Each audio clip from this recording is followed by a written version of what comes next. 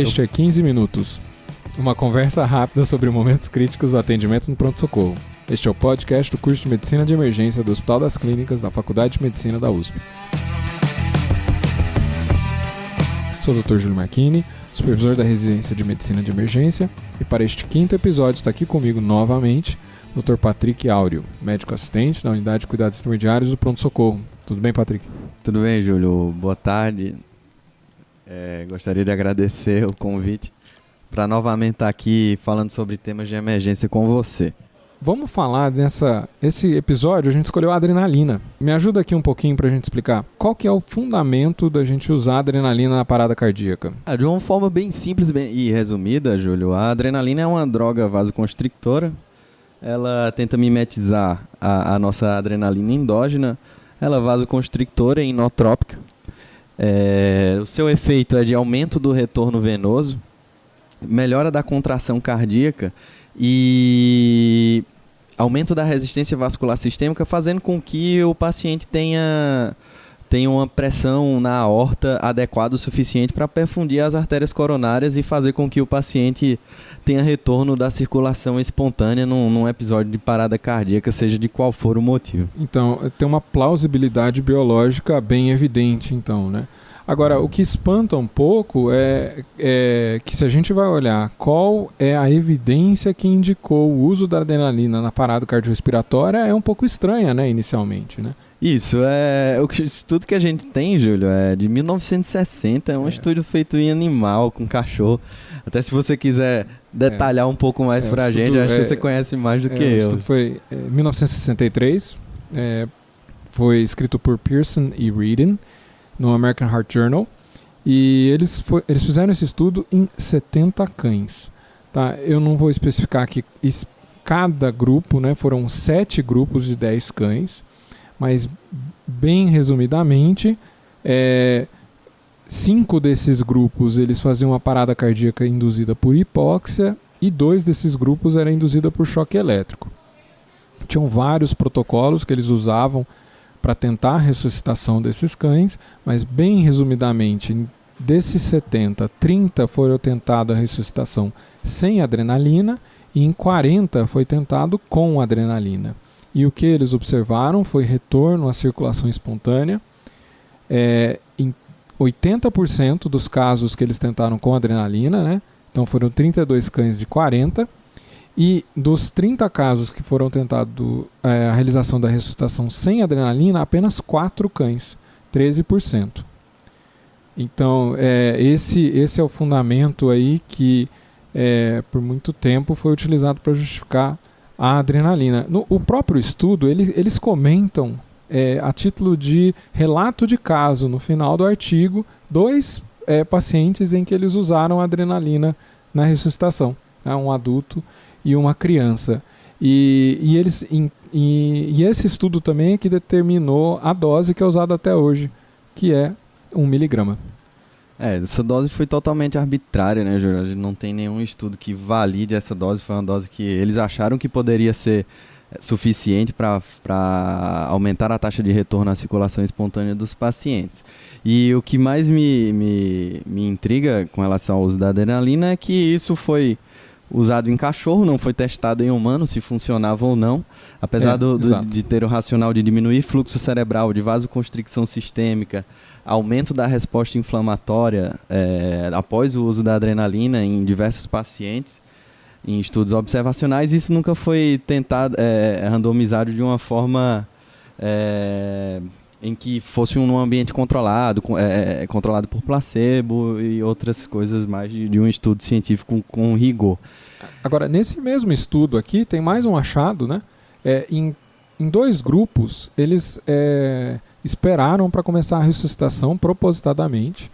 Em um grupo foi iniciada a ressuscitação após 5 minutos da parada cardíaca e no outro grupo 10 minutos. E nesses 2 grupos foi usada a adrenalina. No grupo após 5 minutos, os 10 cães tiveram retorno à circulação espontânea, mas 5 desses 10 cães tiveram problemas neurológicos. Tá? A outra metade tinha um neurológico ok.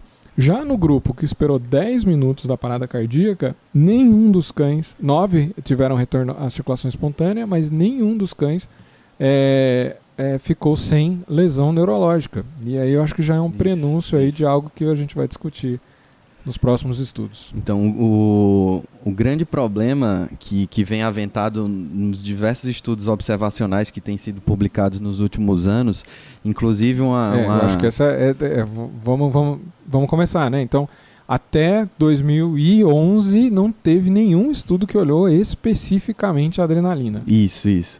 Existe... E a gente, antes disso, tinha o guideline, por exemplo, do ACLS já indicando a adrenalina na parada, né? Baseado nesse estudo de 63. Isso. Bom, e aí? Então, o que a gente começou a ter? Então, Júlia, até então, 40 e tantos anos depois, ninguém tinha provado que se a adrenalina era boa ou se era ruim. E até que em 2011, os australianos sempre estão na nossa frente, né? O Jacobs, ele testou randomizar em 535 pacientes se a adrenalina funcionava ou não na parada. Ele controlou por placebo. E aí a gente viu que para os pacientes que tinham uma parada cardiorrespiratória fora do hospital, a adrenalina aumentou em 3 vezes a taxa de retorno à circulação espontânea. Então, uma maravilha a adrenalina. Mas por incrível que pareça, Júlio, esses pacientes não alterou a mortalidade entre esses dois grupos. Os pacientes não tiveram diferença de alta hospitalar, ou seja, tanto fazia você ter usado adrenalina ou não, porque você ia morrer do mesmo jeito. E os pacientes que usaram adrenalina, eles tiveram pior prognóstico neurológico. Então foi quase uma distanásia ter usado adrenalina. A gente prolongou aí Você fez com que o coração do paciente voltasse a bater, mas você não garantia prognóstico neurológico para o paciente, então você devolvia o paciente vegetal para a sociedade, ou então ele não sobreviveria, que foi o que aconteceu com os pacientes que não receberam a dose da adrenalina. E em geral, assim, a gente tem esse aparentemente é um estudo relativamente pequeno, né, com 535 pacientes. Depois dele, o que a gente tem de evidência em um painel geral, assim, Patrick? Num painel geral, Júlia, a gente tem de evidência que, inclusive, são vários estudos que validaram a realização do Paramedic 2, que a gente vai comentar a seguir, que é um estudo que está sendo realizado na Inglaterra. A gente tem um estudo do Nakahara, de 2013, que ele fala que é o único estudo que foi positivo. Só que só no subgrupo, né? Isso, no subgrupo, que os pacientes tiveram uma melhor sobrevida nos pacientes que não tinham um ritmo chocável.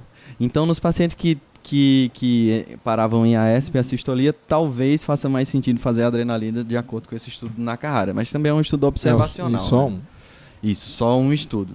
Depois tiveram esse estudo do Jacobs, como eu já falei. Teve o estudo do Machida, em 2012, que mostrou que a adrenalina não fez nenhuma diferença na sobrevida, com o aumento do risco de dano cerebral severo quantificado pelas escalas de prognóstico neurológico. E outros estudos observacionais prévios aqui, 95 e 2007, né? Então, 4 estudos que não faz diferença. E aí, entra no grupo daqueles 6 outros estudos que a gente vai comentar que a adrenalina foi danosa. Tem um estudo de 2014 do Dumas, que a adrenalina foi associada com a pior taxa de sobrevida. Um estudo do Herlitz, de 2005, que a adrenalina foi associada também a uma pior taxa de sobrevida, do Homberg, de 2002, e do Hayashi, de 2012. E também associado a pior déficit neurológico. Parece meio estranho a gente falar isso, né? Essa quebra de paradigma, porque é uma coisa que ninguém costuma comentar, né? Que a adrenalina está relacionada ao aumento da taxa de retorno à circulação espontânea, mas não muda prognóstico a longo prazo. Mas assim, em conjunto é tudo estudo observacional, né? Fora esse do Jacobs.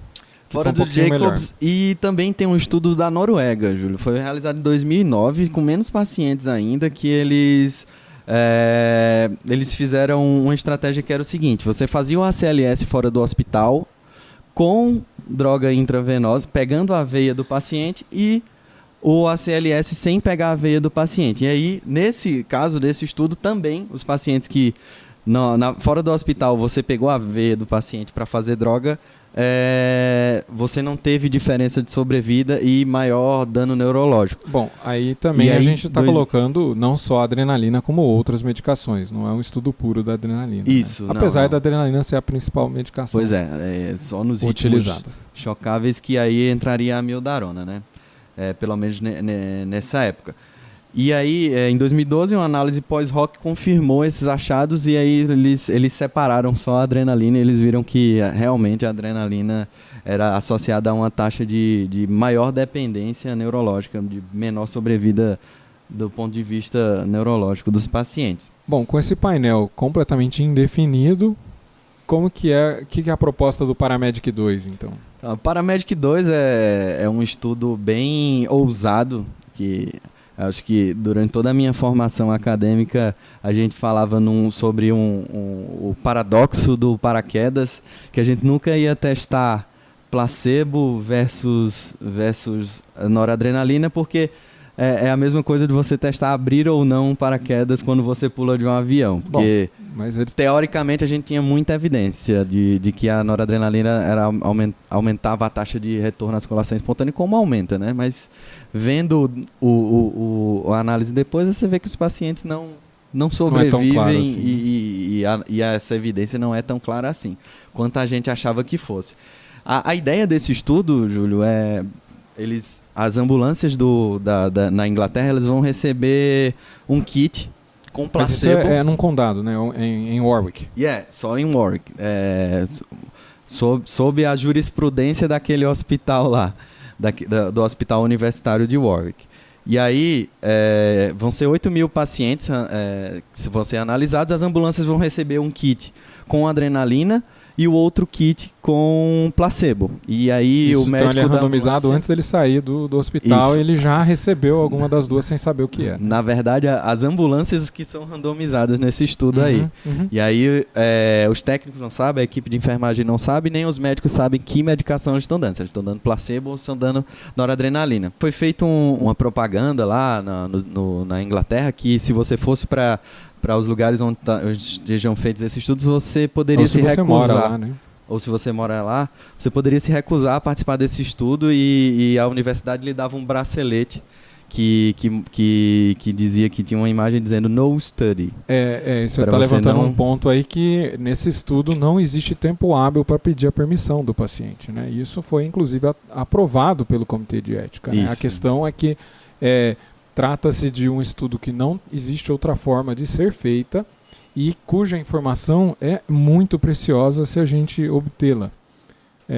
Então, o Comitê de Ética, considerando esses dois fatores, autorizou esse estudo, que que você vai randomizar, você vai chegar no paciente, seja com placebo, seja com adrenalina, e você não vai, antes do momento, antes da parada, pedir autorização. Isso. Não tem outro jeito de fazer esse estudo. Não teria outro jeito de fazer. Por incrível que pareça para nós, por mais estranho que pareça, isso faz sentido porque realmente a gente não tem evidência que suporte o uso da adrenalina de olhos fechados, né? Com uma tranquilidade suficiente para saber que aquele paciente vai realmente voltar à circulação espontânea e voltar a ser o que era antes. Agora, eu tenho a impressão que o Comitê de Ética exigiu que fosse feita essa divulgação a respeito do estudo, oferecendo a opção para os pacientes, para os possíveis pacientes que entrassem em parada e não quisessem participar do estudo, que usassem esse bracelete, e os paramédicos estavam todos treinados a reconhecer. E provavelmente eles deviam ter um kit open label lá, adrenalina, que era para esses casos. Eles tinham um kit de adrenalina, na verdade, para os pacientes que estavam em anafilaxia, que pararam por anafilaxia, pacientes que tiveram parada cardiorrespiratória devido a asma grave. Esse era um critério de exclusão do estudo. Pacientes menores de 16 anos. E quem estava usando o tal do bracelete? Por questões éticas, gestantes, e quem estava usando esse bracelete, se o paciente estava usando o bracelete, ele ia receber adrenalina. Tá certo?